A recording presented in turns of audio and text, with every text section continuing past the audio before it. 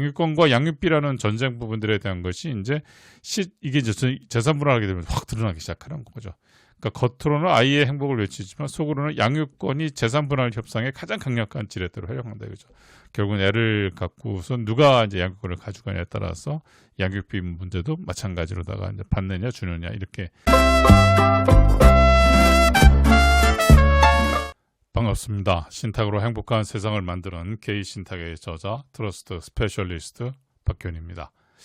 오늘은 현실적인 문제, 이혼의 현실, 돈과 아이의 전쟁이라고 하는 제목을 가지고 이혼을 했을 적에 이혼 상황에서 신탁이 어떠한 역할을 하고 어떻게 해야 하는지를 오늘 한번 알아보도록 그렇게 하겠습니다.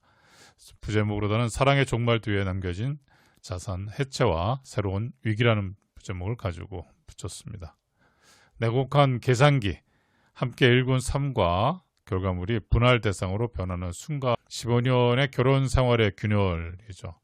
대기업의 임원 태우 씨와 프리랜서 지민 씨, 겉으로는 평화로운 가정이었으나 성격 차이라는 이름 아래 모든 균열이 시작되었습니다. 하지만 정작 이별을 결심한 후 그들을 기다린 것은 감정의 소모보다 가혹한 재산 분할의 냉정한 공식이었습니다. 그렇죠.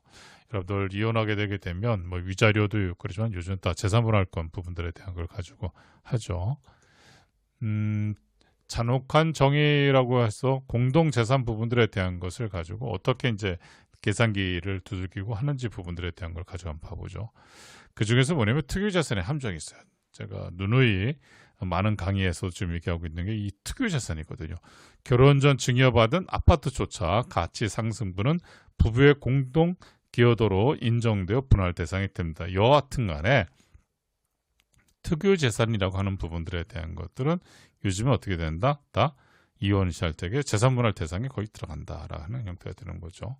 두 번째 뭐냐면 미래 소득의 선반영이에요. 아직 받지 않은 연금, 퇴직금까지 미래 가치를 산정하여 현재 시점에서 나누어야 하는 압박이 있죠. 그렇죠. 그래서 연금이 개시되든 어떻게 되든 간에 여하튼 간에 그런 부분들에 대한 것은 반을 나누라라고 하는 것이 이제 재산 분할 부분들에 대한 거죠.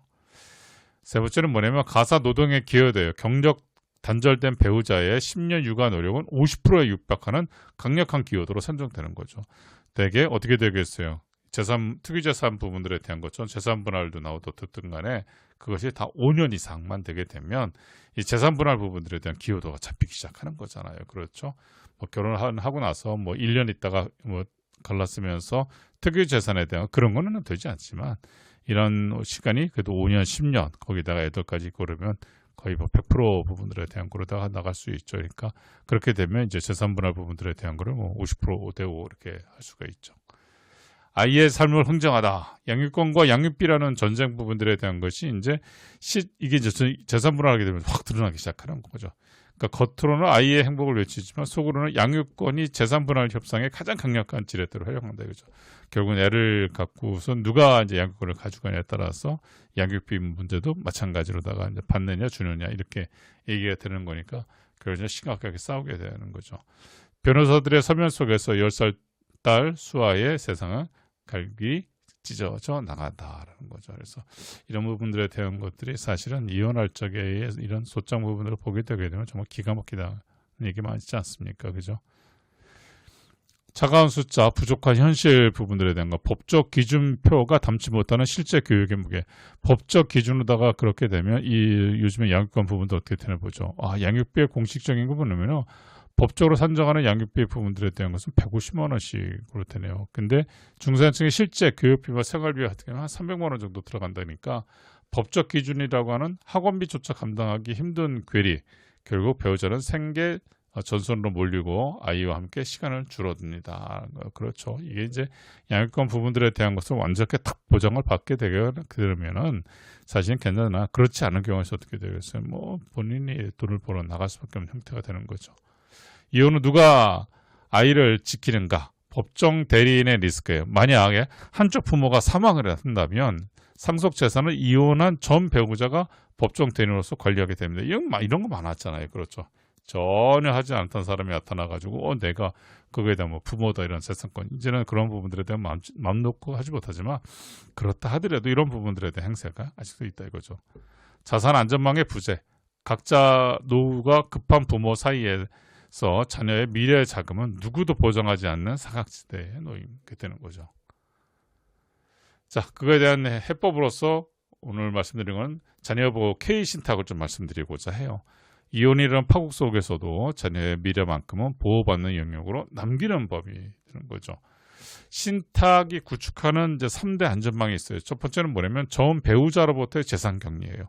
부모 사후에도 재산관리권을 전 배우자가 아닌 신탁사에 맡겨 자녀만을 위해 쓰이게 한다는 거죠. 다시 말해서 뭐냐 그러면 부모 사후가 되면 한쪽에서 훅 나타나가지고서 재산권을 행사하려고 그러잖아요. 그랬을 때 뭐야 재산관리 부분들에 대한 차단 신탁이라고 하는 부분들을 탁 걸어 잠그는 거예요. 그렇게 되면 이 사람이 그런 부분들에 대한 것을 가지고 행사할 수 있다 없다라고 하는 거예요.